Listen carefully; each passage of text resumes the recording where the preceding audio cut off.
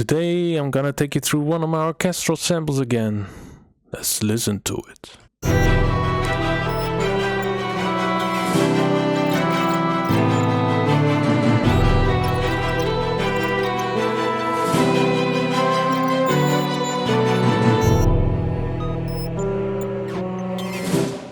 Right, it's all created around this piano progression. Let's take a look at it. It's in the scale of E minor natural, I think. Let's look at the, where is it? Helpers, scale highlighting, E and a minor natural. So we basically have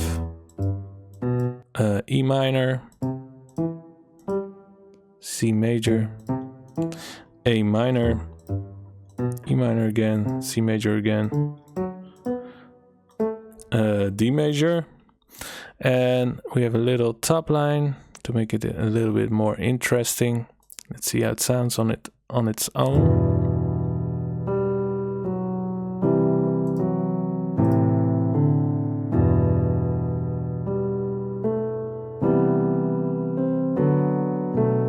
Yeah, if we remove the top line, then you keep the basic chord progression. How would it sound?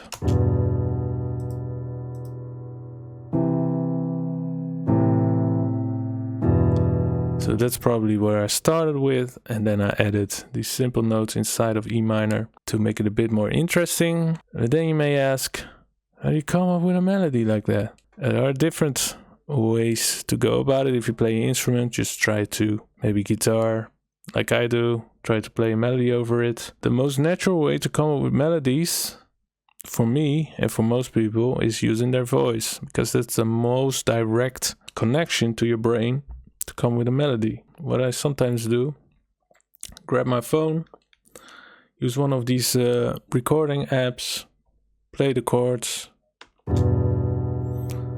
Let's try to come up with a melody. So I was sitting there, I was playing this, and I was singing da, da, da, dee, da, da, da, da, da, da, dee, da, da.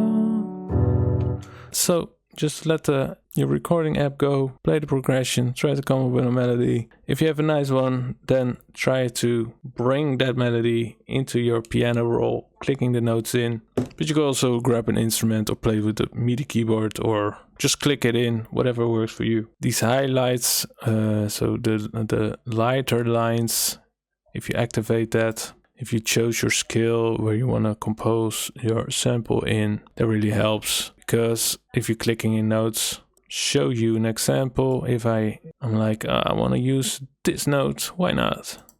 Let's listen. Oh, this one, sorry, that's black.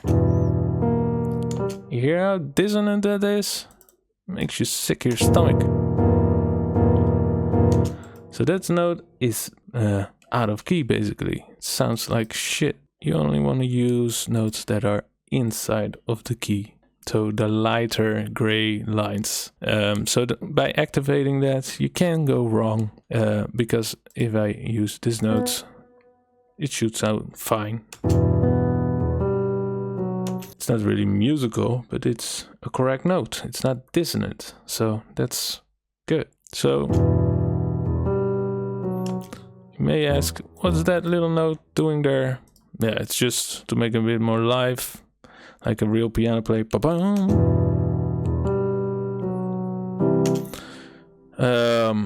Just a little extra note. And I played around with the velocities to make it sound more real. Always do that, because no piano player plays every note with the same intensity. It's not possible. Okay, enough for the piano. We have the little violin melody. And if I look at it, it's a different melody from the top line of the piano. So I was singing there, listened to my chord progression, and I came up with another brilliant melody.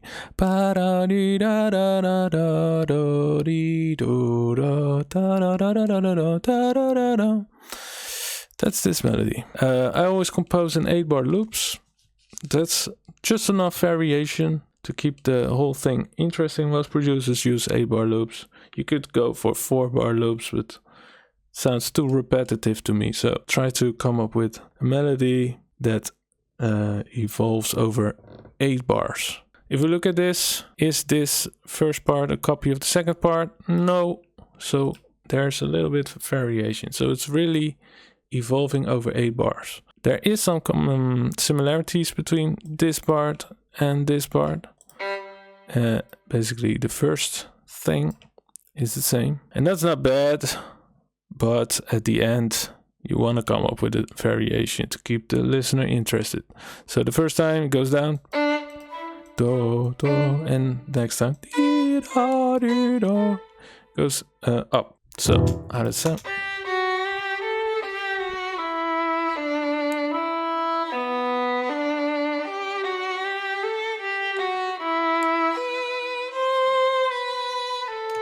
That's the violin. Next up, cello.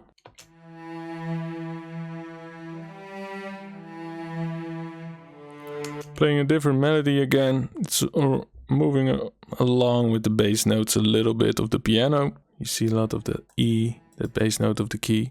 Really simple melody, and also a little variation. So it starts with the E, but here it goes to the G, here to A and a B and an F sharp. So a little variation at the end also. Then we have a choir, and that's moving up, I see. And that's really a tension builder.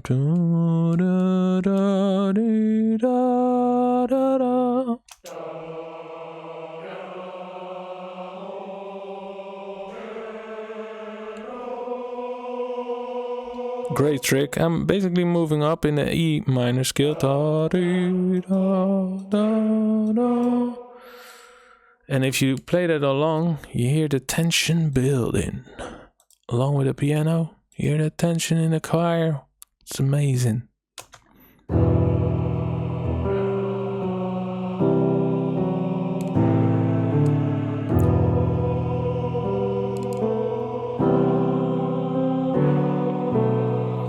Worked great. Okay, now we have the other choir. An octave higher, same melody. Just to fill up the spectrum, the frequency spectrum a little bit more. Then we have the staccato strings. Now if you take a look at the pattern, you'll see that it's the same pattern as from the piano. So I probably copied it over. And how does that sound on its own? See, there's some cool aperturator in that plugin, moving all the notes. I didn't have to do anything for that. The plugin does that from these long notes. It's just for a little bit more rhythm and texture inside of the sample. And what do we have then? Some FX. Let's listen. What is this? It's a computer virus. Oh my god. There's some subliminal messages in there. If you listen carefully. I hear. Do you hear that? I hear. Producer, use my sample. You'll get some big placements. Use my sample. You gotta use this sample. Really works. Always put some kind of track in there. Some subliminal messages for the producers you're sending it to. Like, please use my sample or whatever. You can come up with your own stuff. And we have a percussion track. Just giving some cool like percussion, orchestral percussion accents here and there. So let's see what it's doing along with the piano.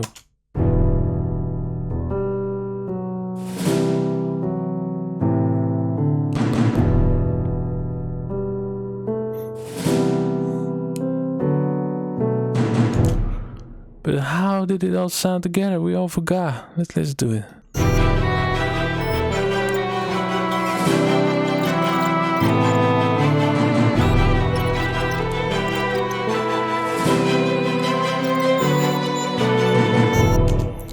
Okay, now you have this, you have it all well mixed and it all sounds so clean and crisp.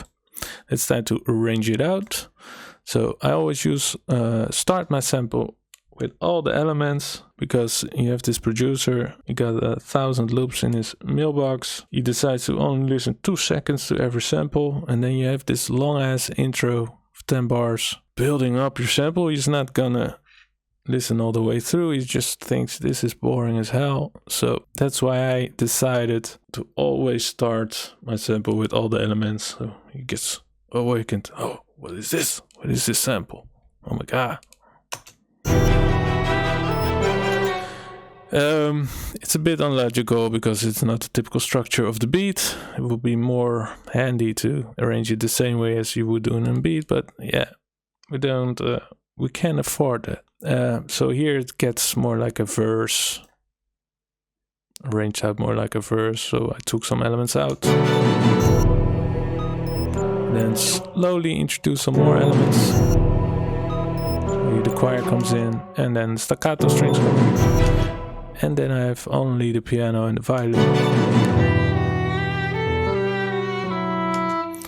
Okay, this is basically for the lazy producers. Just want to cut the sample and get done with it. Throw some drums on it. And for the producers, more sophisticated producers who want to have full control, like me. And all you guys out there probably. I have that stamped out at the end. So you can make your own little arrangement. So you don't have to stick to what I did. You can do your own arrangement with all these parts. Always make sure that you have these gaps between the patterns. Why would we do that? Now I have some bunch of plugins on there, like a reverb. So it keeps bleeding into here. So if I would put it here and they cut it, there's a little piano reverb over the violin. Nobody wants that, so make sure you keep them apart. 1 bar, 2 bars enough. That's not enough if you're using like a reverb with a reverb tail of 20 seconds. Yeah, you have to put it all the way there. If you're not doing silly stuff like that, then this is more than enough. So you're bleeding.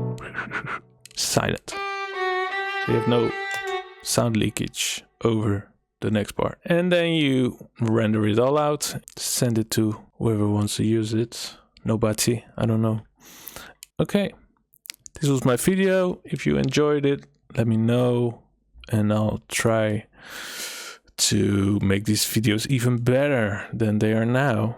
I didn't write down anything. This is all just improvisation. So maybe I should write down a script so it's more fluent, and maybe I should play around with camera angles and some more production value.